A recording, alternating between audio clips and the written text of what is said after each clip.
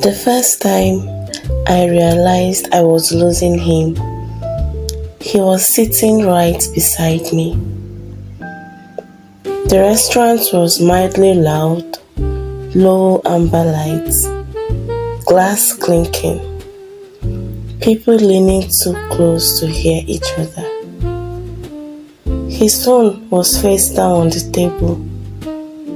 It kept lighting up, not buzzing, just lighting.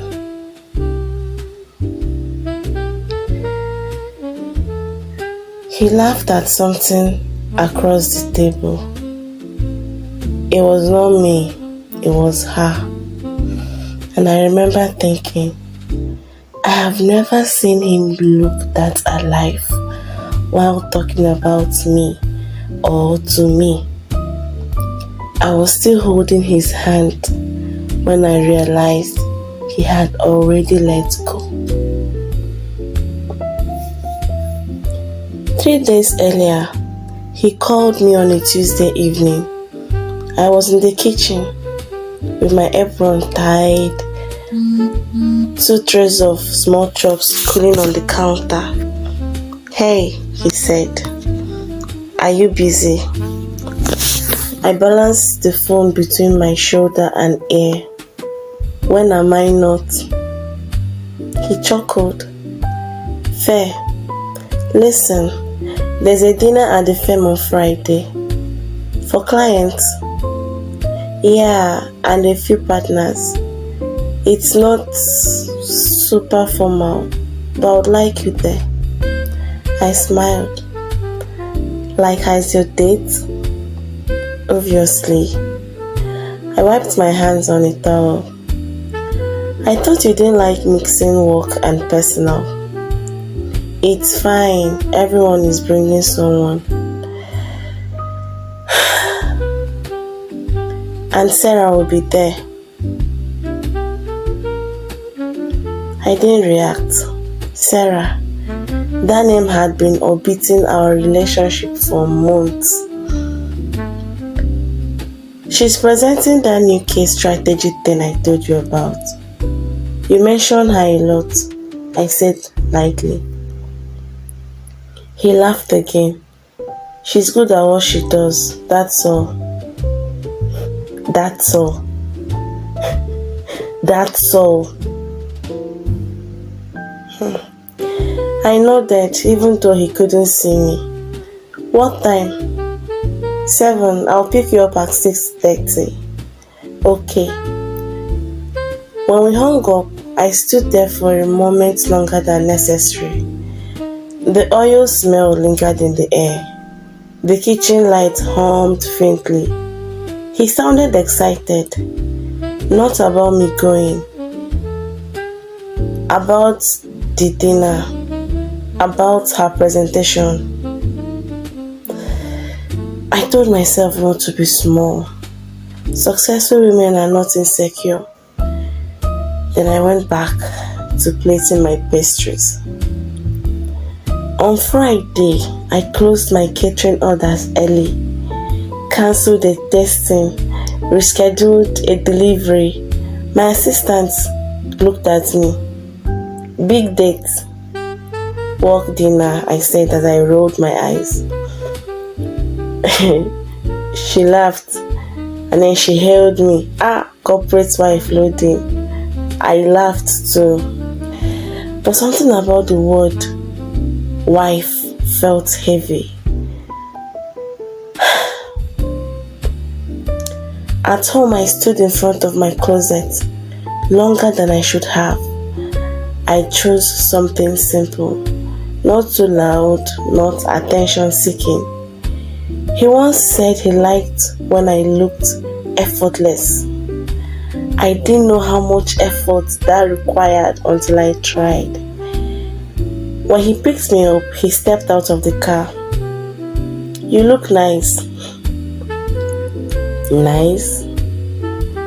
Nice? Not beautiful, not stunning, not wow. Nice.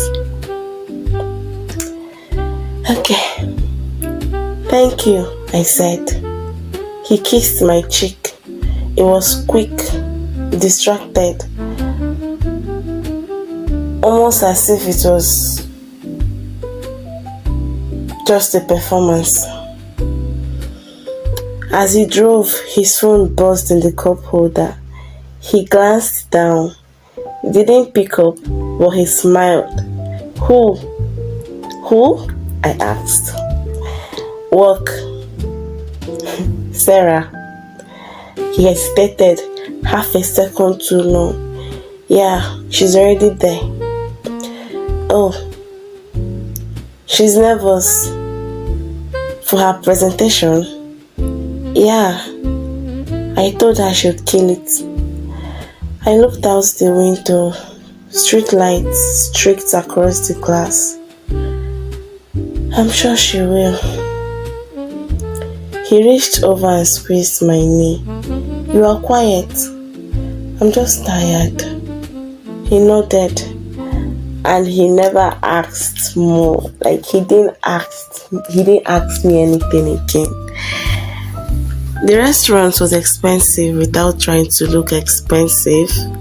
I don't know how to put it. It was soft jazz, low lighting, people who wore confidence like perfume, myself included. He introduced me to people. This is my girlfriend.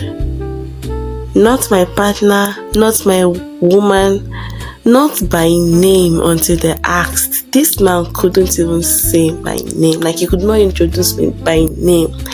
My name felt like an afterthought. Then I saw her, Sarah. Sharp black dress, hair pulled back. She was laughing easily. When she saw him, her face lit up. Like, you know, when kids see their Christmas present, right? Her face lit up. And I just knew she liked him. A woman's instinct. You made it! She hugged him. Yeah, not too long, but long enough for me to feel like I was interrupting something already happening. And this must be... She turned to me. His girlfriend, I finished gently. She smiled. I've heard so much about you. I smiled. But I wondered, what version of me does she know? The supportive one, the understanding one, or the one who never complains? We sat. She was across from him. I was beside him. His body kept angling towards her. It was subtle, but constant. She talked about the case. He leaned forward. That cross-examination idea you had, brilliant. She blushed. Stop. No, seriously, I told James it was your angle that shifted everything. I took a sip of water. It tasted metallic. At some point I said something, I don't even remember what. It was just a light comment, and he corrected me. No, that's not exactly how it works. In front of them, it was not harsh. I mean, it was casual, but he corrected me in front of them. The table moved on, but I didn't. His phone lit up again, face down. She glanced at it, and then she smirked lightly. Inside joke. Yeah, I felt it. The private thread between them. Well, I kept quiet. I mean, I'm the understanding girlfriend through and through. Later on, as the dinner progressed, one of the senior partners laughed and said, "So who's the real partner here?" Gesturing between him and Sarah. The table laughed. He laughed too. Too quickly, too easily. And he waved it off eventually. Relax, that's my work wife. Work wife.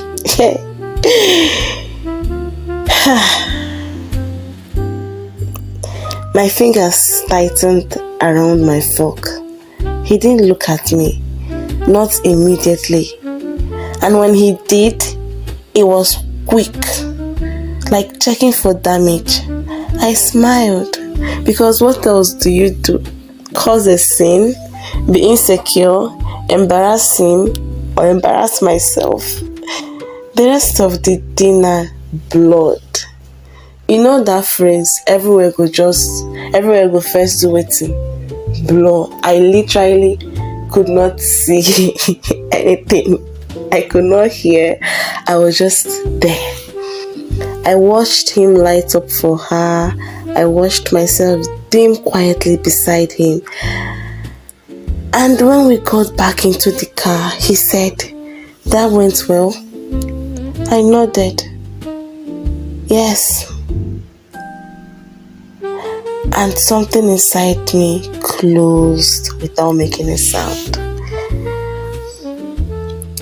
The next morning, I woke up before my alarm. The room was still grey. My phone lay on the bedside table. No message from him. I mean, that wasn't unusual, but it felt louder than usual.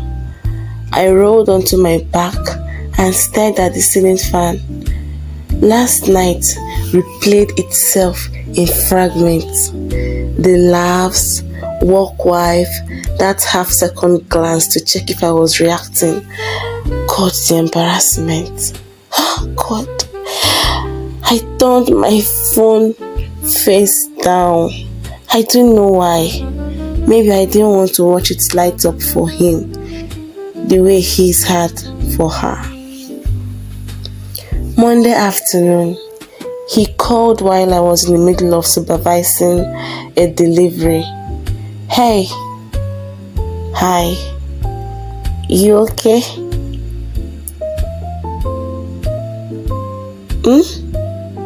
Are you okay? Yeah. You sound tired. Busy week. He chuckled. Tell me about it. Sarah messed up the filing and we had to redo half of it. Oh God, there it was again. Her name. It was always casual, and it was casual but constant. Like, can't we just have a normal conversation without Sarah popping up? Oh, I said, but it's fine, we fixed it. I adjusted the tray on the table. You always fix it. What's that supposed to mean? Nothing. You're still thinking about Friday, aren't you? I wiped my hands slowly. No. You were quiet. I'm just tired. He exhaled. I told you it was just jokes. I know.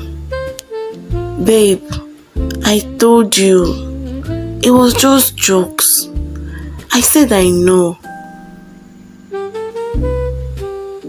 You know I don't see her like that. I know.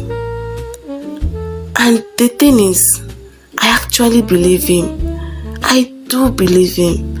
But that wasn't the problem. The problem was how alive he felt around her. The problem was how small I felt around him when she was there.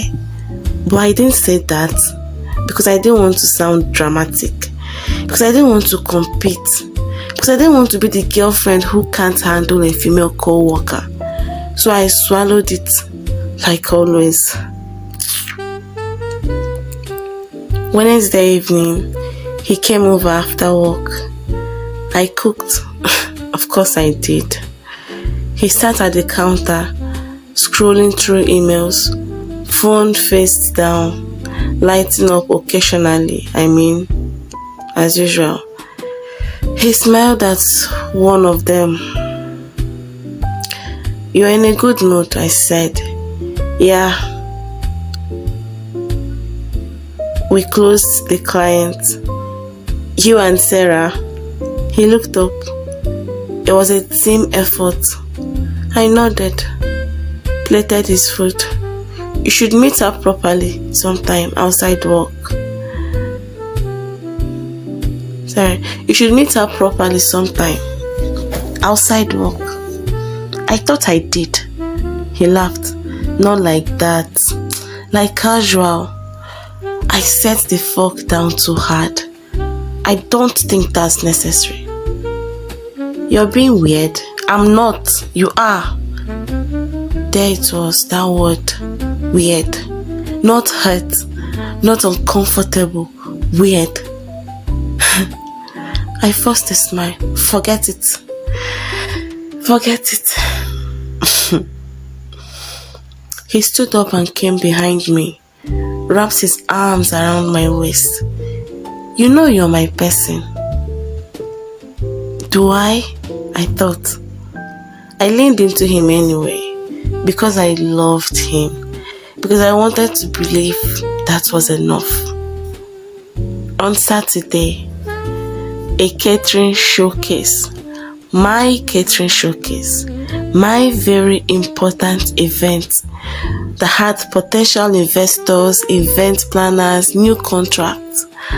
I invited him weeks ago. He promised he would come. The event, you already know where this is going to. It's so cliche, but yeah, it happens to me. The event hall smelled like fresh flowers and expensive linen. It's me. I wore white, confident, polished, elegant, successful. I kept checking the entrance. 6:30, 6:45, 7. My assistant whispered, "Is he coming?" "Yes," I replied. I texted, "Are you close?" No response. At 7:30, my phone buzzed. "Sorry, got caught up. Sarah had a last-minute emergency filing. I am still at the office."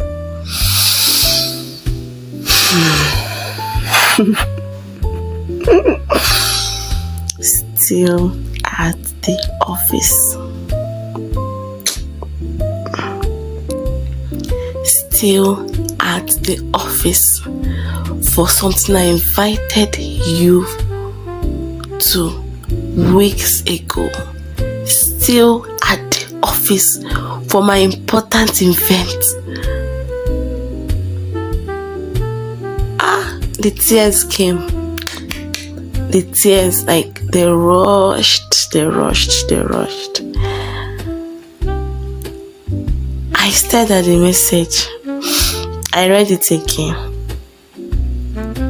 He didn't say he wasn't coming, just that he was still there. I typed, "It's fine," because that's what I always typed. It's fine. It's well. A client approached me. "You must be the owner." "Yes." "You've built something beautiful." I smiled.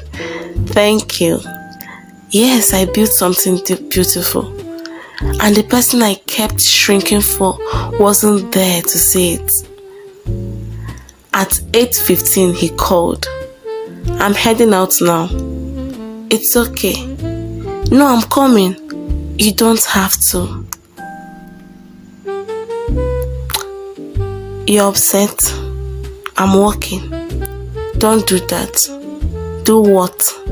"This passive thing." Passive. I looked around the room. At work, at contracts, at the applause. "I needed you here." He was quiet. "I told you something came up." "It always comes up."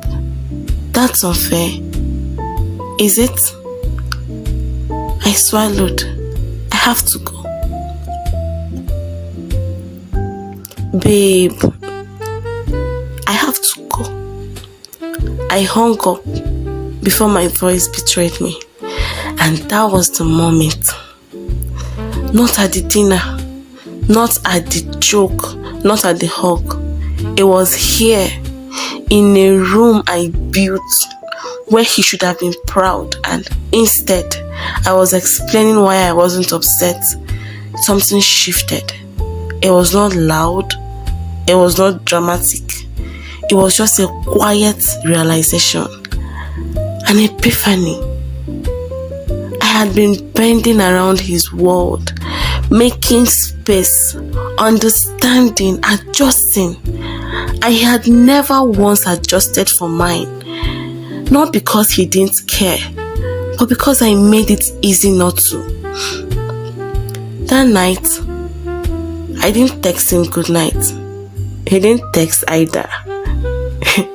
His phone probably lit up somewhere, face down.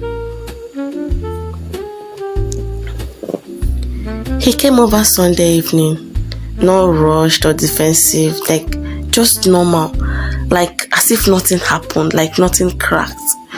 I was sitting on the floor of my living room, invoices spread out, laptop open, hair tied back.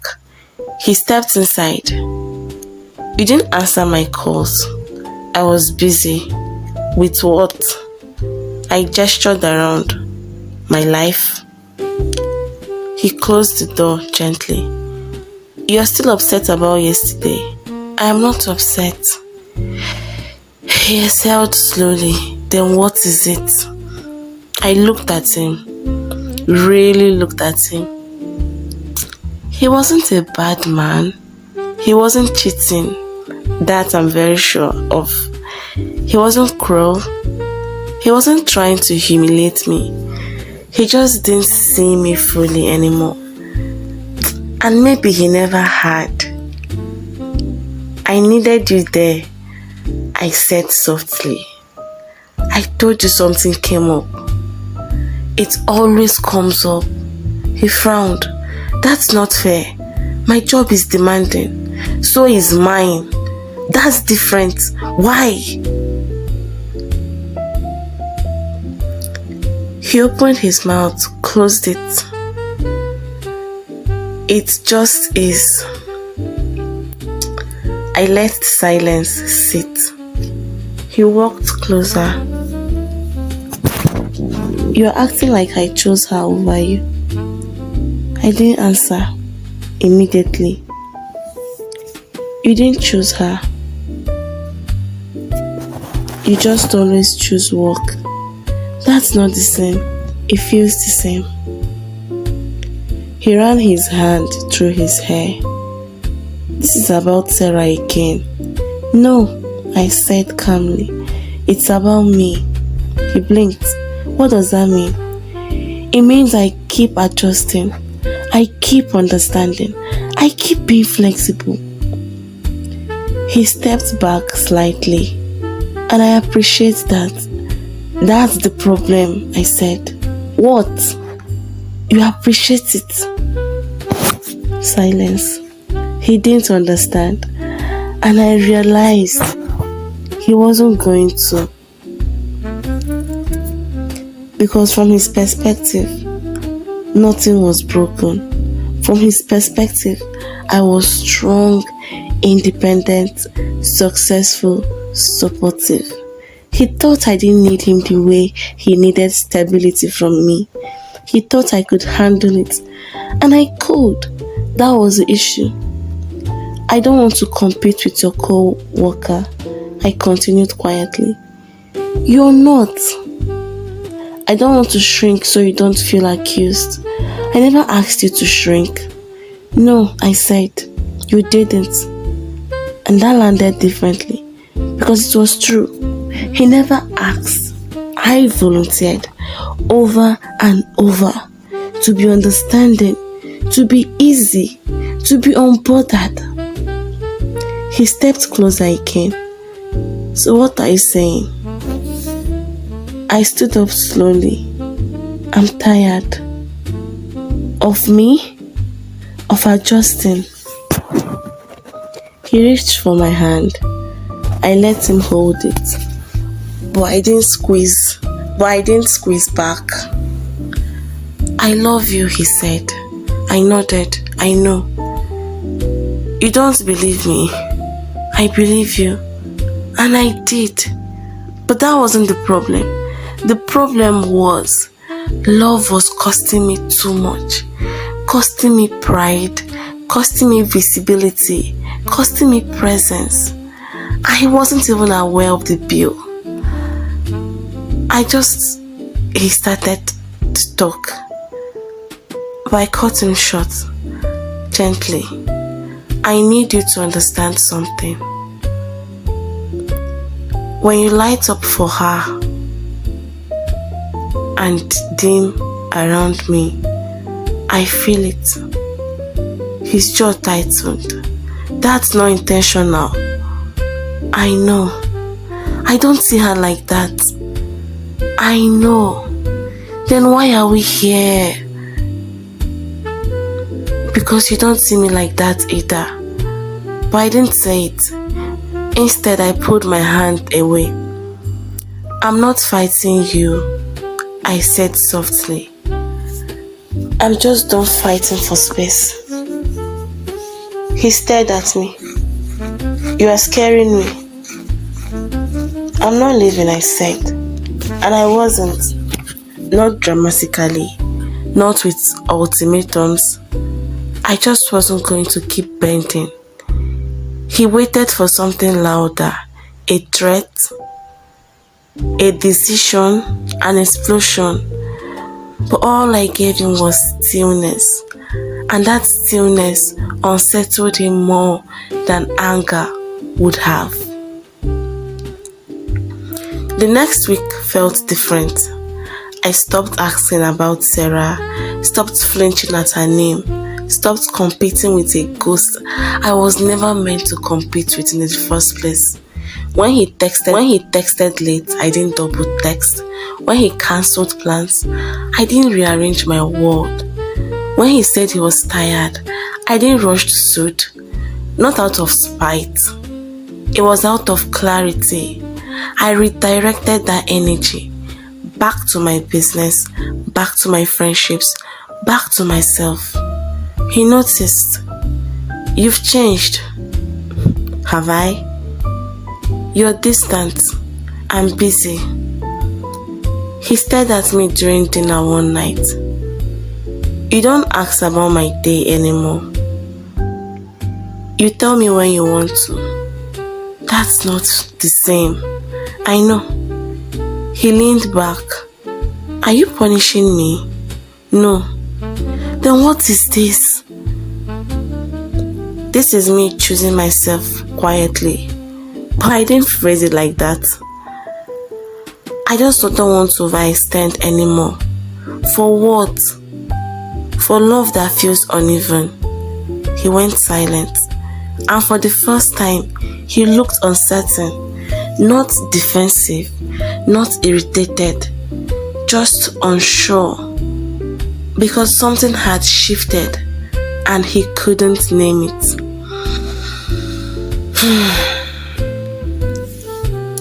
Okay. Hello guys. Welcome to my channel. My name is my name, and if you've been here to this point, thank you for staying.